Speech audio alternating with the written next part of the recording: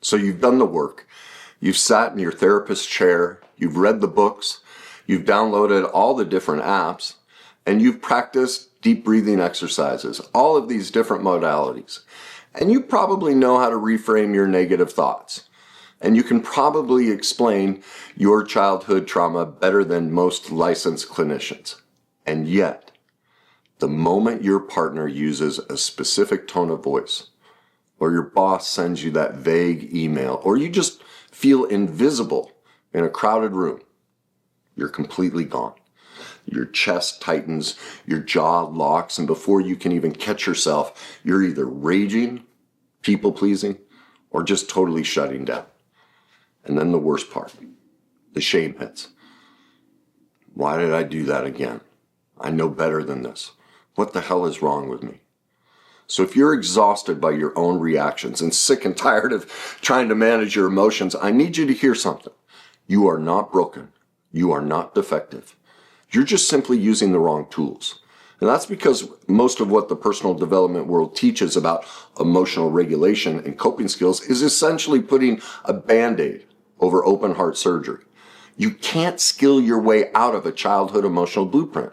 So in this video, I'm going to show you the neuroscience of why those coping skills are failing, why you aren't actually reacting to the present moment, and how to use my emotional authenticity method to stop managing your symptoms and start rewiring your brain at the root by creating a paradigm shift, an emotional paradigm shift. But first, we have to start with a very hard truth.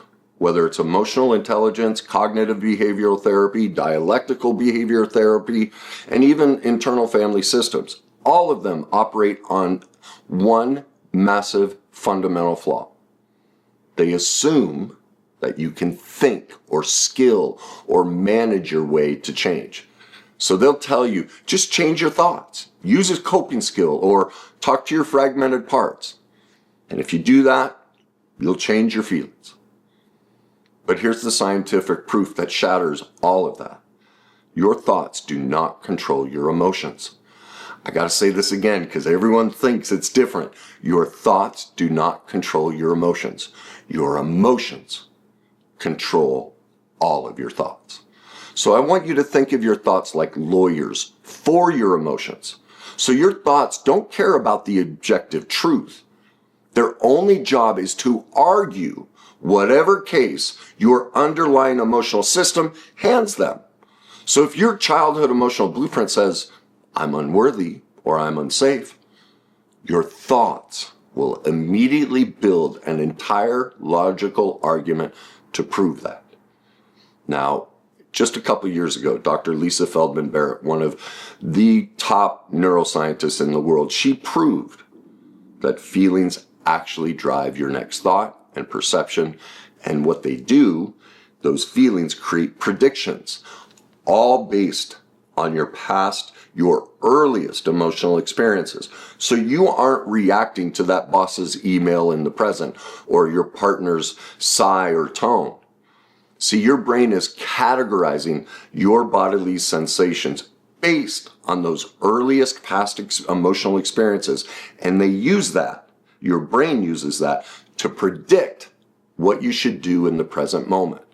So that's why when you try to use logic or reframing or coping skills to fix a feeling, you're just using the wrong system, the wrong tool, the wrong hardware. Now to add to this, Dr. Iain McGilchrist, he's another neuroscience, and his research shows that this sort of hyper-logical approach actually activates the left hemisphere, what everybody thinks is the smartest part of them, their thinking part. But actually, what people don't realize is our left hemisphere is addicted to denying the truth, even when it's shown to be wrong. You can put, how many times have you put up proof of a partner cheating or somebody being wrong and they just won't admit to it? That's their left hemisphere, the so-called smart part. So trying to think your way out of a trigger literally just detaches you from your embodied emotional experience, which is driving those thoughts. And that's where the original emotional trauma actually lives. And that's what we need to get to. Because as he points out, just knowing your emotional landscape at the root level, that creates the highest form of intellect. It's the combination of the right hemisphere, mostly the right hemisphere, helping the left hemisphere. That makes you attain the highest form of intellect. All right? So what this means is when you get triggered, you're not reacting to your partner or your boss. Your brain is actually scanning the environment and it's recognizing that tone of voice or that facial expression and saying, oh yeah, I know this. I've seen this before. I've felt this before. This is just like when Dad used to withdraw. Or this is just like when I went to hug my mom and she pushed me away and went, no, get away from me. She shamed me.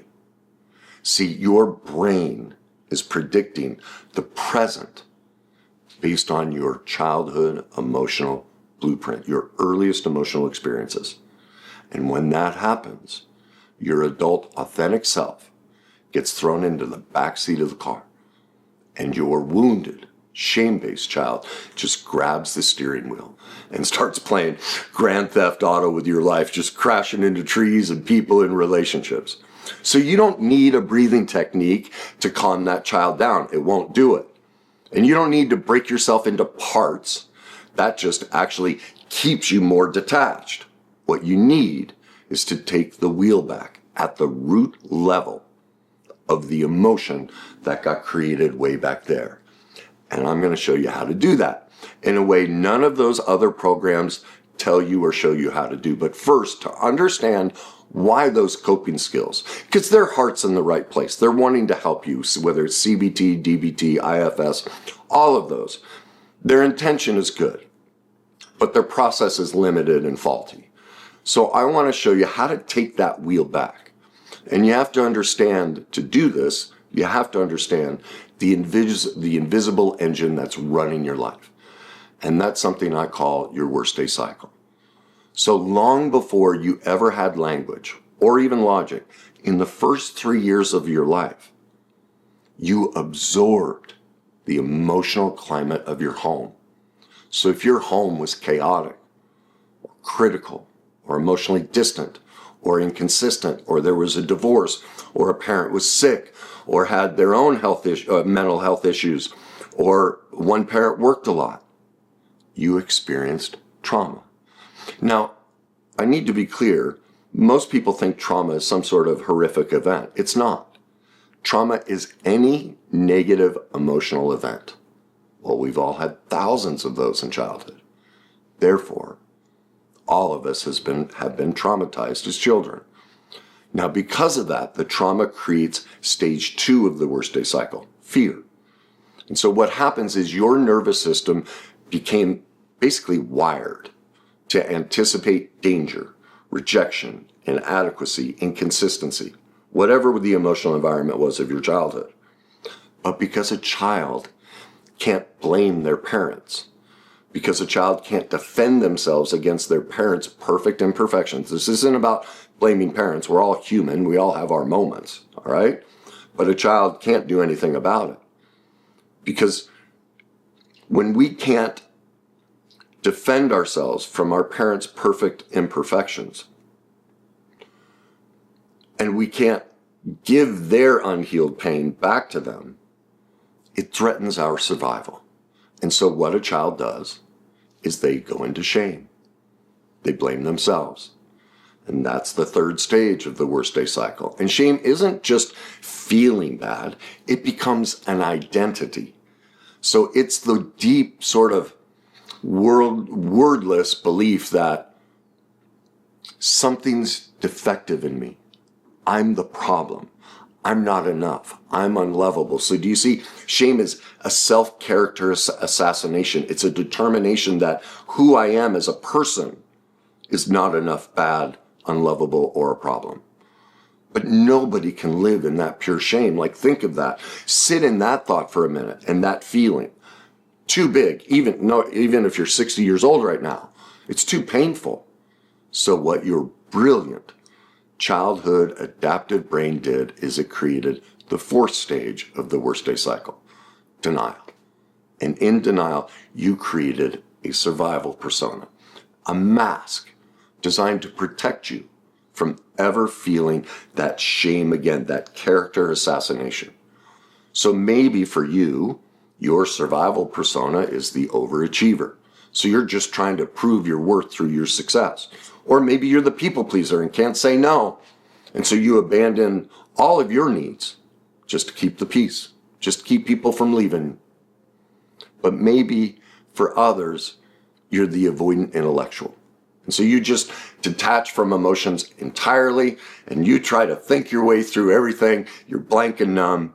Because why? Feeling for you and your childhood emotional blueprint is just too dangerous. So here's why your coping skills aren't working and they're failing you. You're using them to keep your survival persona comfortable. That's what IFS does. Let's talk to our parts. All of those parts are survival personas. They're not the authentic you. You're imprinting them more deeply. All right? And so you're trying mindset hacks or stress management. But all of those techniques keep you in that shame and denial position. But the worst day cycle just doesn't care about your coping skills because they're all based on thoughts. But your cycle was created by the perfectly imperfect childhood emotional experiences that you went through in your first 7 years of life primarily, but really the first 3, but mostly the first 7. So you're just going to keep repeating that loop, trauma, fear, shame, denial, until you address the underlying emotional blueprint. You need to get to the root of what's creating your emotions, which is creating your thoughts. And you can only do that. The only process that does that, of all the ones available, is my emotional authenticity method. So to help you understand this, I'm just going to use like a metaphor to give you kind of a picture and a felt sense of how all of this works. So I want you to think of your emotional blueprint like a sled track on a snowy hill. It's just dumped 3 feet of powder. Brand new. You run out the house, you go charging up the hill, and as a kid, you're just standing there all excited, and the first time down, you just went diving through all that powder, and you cut yourself a path. And so you just ran out, and to make it easier, you just stepped in the exact same steps on the way up and ran down that same path over and over and over.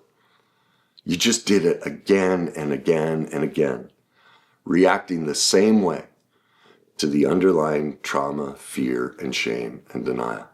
That's why you can't react to your boss correctly. That's all you're doing. You're just sliding down the emotional sled hill that you created in your original emotional blueprint, the survival persona you had to adapt from your parents' perfectly imperfect moments. Now, unfortunately, eventually you've compacted that snow so much and created such deep, icy ruts that now, as an adult, you try and steer that sled in a different direction. You use coping skills or positive thinking or breathing techniques or whatever it is. But it's not working, is it? Those ruts, the emotional ruts, are too deep. So your brain just loves this because it knows the path, even if the path leads to misery. Now, the reason your brain loves it is your brain is constantly trying to conserve energy because it takes so much energy for us to run our brains. And the way it does that is it just puts on autopilot and runs your earliest emotional blueprint experiences and memories. That's why you keep repeating the worst day cycle. You can't steer your way out of a rut halfway down the hill. So the only way you're going to change this worst day cycle is you have to go to the top of the mountain and forge a completely new track. You have to address the emotion where it originated. So can you start to see, like, you really aren't broken and you aren't damaged. All you need is to update your emotional software programs. And once you do that, and you learn how to do that, you can create a brand new emotional blueprint sled path. You'll take 2 steps to the left and slide down, and I'm going to give you the beginning steps to achieve that. So, what does it look like to forge that new track? How do we actually regulate our emotions at the root level, not surface topical like all these other processes are trying to get you to do, cover that open heart surgery with a Band-Aid, but actually get into the heart and heal it. Well, again, that's my emotional authenticity method. And the reason it works is it activates the anterior prefrontal cortex, the part of your brain designed for self-observation. It's what's called metacognition, which is actually the highest form of intellect, because this area of your brain basically sits in between intellect and emotion. All right? And so you're able to navigate both worlds and self-assess. All right? You'll step out of the worst day cycle. And my emotional authenticity process is the only process that achieves this. So the next time you get triggered, the next time that experience happens, and whether it's your chest tightening or your throat closing or you feel that panic or that rage, I just want you to stop trying to cope. Stop trying to fix the other person and stop analyzing the argument. Instead, what I want you to do is activate metacognition. And you do this by taking, really, you can do it in 15 seconds. If you can get to 60 seconds, that's preferable. But whatever it is, like you might be in a business meeting, take 15 seconds. They're talking at you and immediately do this. I want you to focus on everything you can hear. Stop trying to defend yourself against their thought, all that thoughts, and just go, what do I hear? You're paying attention to all their assaults and all the things they're saying, but you're also bringing in the sound of the air conditioning or people walking by or your own breathing. Just take that moment. What I tend to do, what works best for me, is I listen to my breath. Everything goes quiet at that point. I'm totally in that freedom space. I'm no longer running that emotional blueprint. I'm not hijacked by my nervous system. I'm completely centered again. All right? So once you've achieved that, whatever it is you choose to listen to, you're grounding yourself somatically and you're opening yourself to metacognition. And once you've done that, now, if you're in the middle of a conversation, you may not be able to do this. If it's your partner, you can do this. You can pause and go, hold on. I need a couple minutes. I have to run through a quick process here before we can continue this conversation. And you're going to ask yourself 4 questions. Okay? They're deceptively simple. And this is what's going to expose the emotional blueprint and show you what you need to do to start rewiring. All right? The first question is this. What am I feeling right now?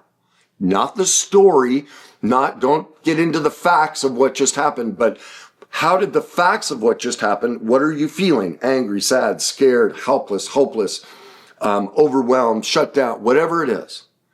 Do you feel disrespected? All right?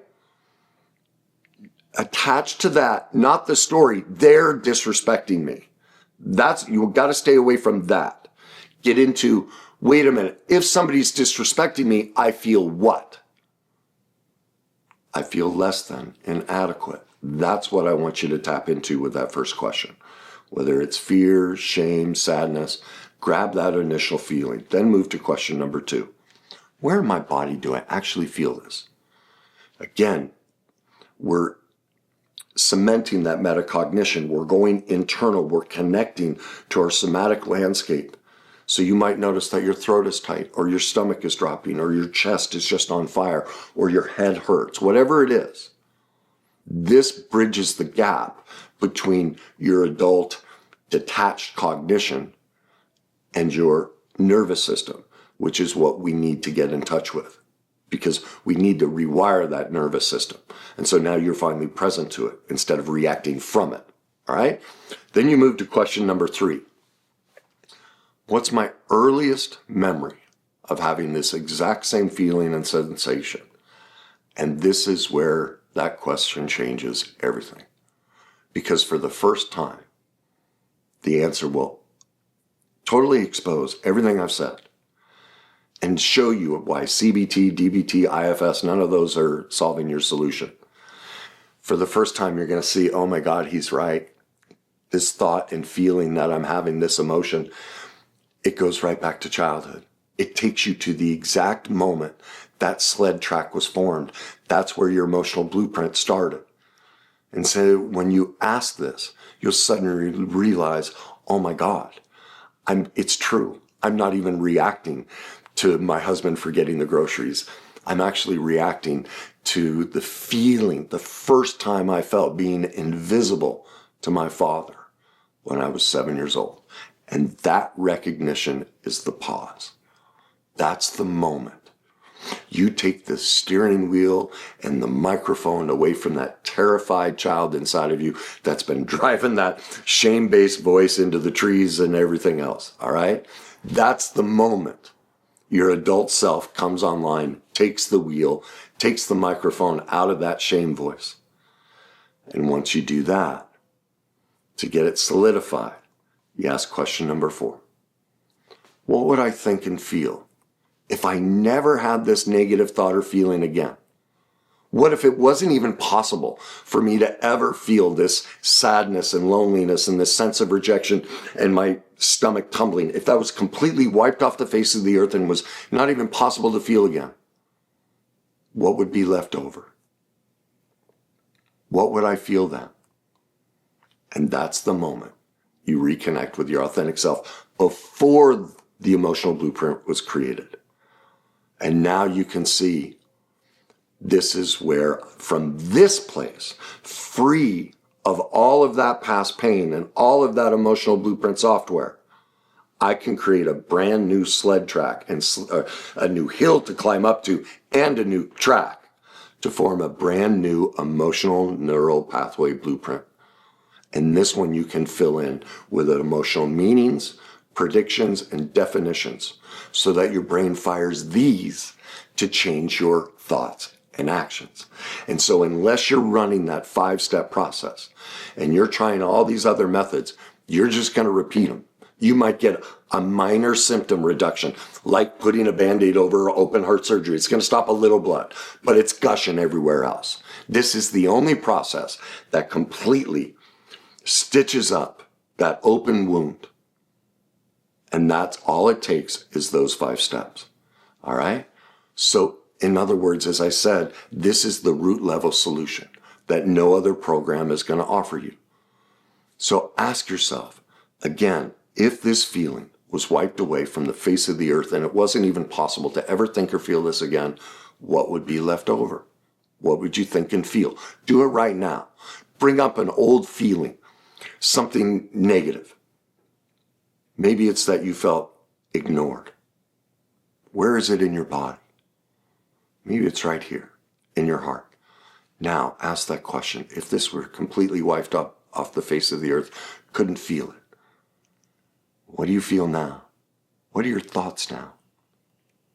With every single client, it's always the same. I feel lighter.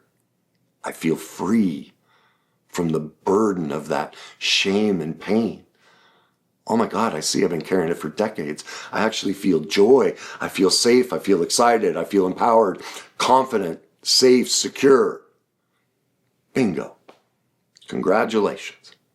That's your first line of a new emotional blueprint code in your new emotional blueprint. That's what you're going to use to replace the faulty one that says you're bad, you're inadequate, you're not good enough.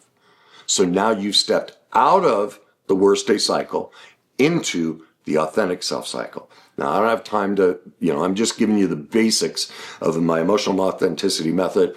I don't have the time to go through the whole process and program, but I'm just making you aware you've just activated both my emotional authenticity method, the authentic self cycle, and this is the beginning stage of you've seen your old emotional blueprint and how to start rewiring your new emotional blueprint.